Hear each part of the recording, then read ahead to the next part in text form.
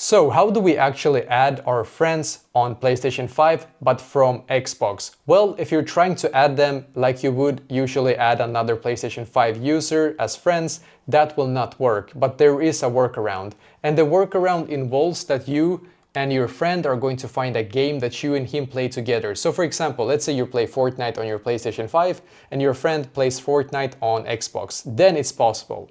So now I'm just going to enter Fortnite here.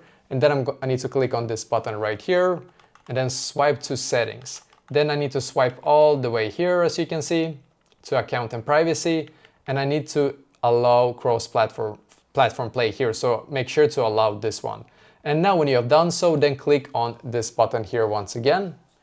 And then we're going to you can see add friends right here. So you're going to search for his specific name on Fortnite, and it doesn't matter if he has an Xbox or any other platform. You can just search for it here and click on done, and you will be able to actually invite them to be your friend. So for example, these two people here has invited me, and I can just accept here as an example. So your friend will need to accept you here, and when you have done so, then you will be able to add them as friends. So as of right now, that is the only way to do like that, just so you know.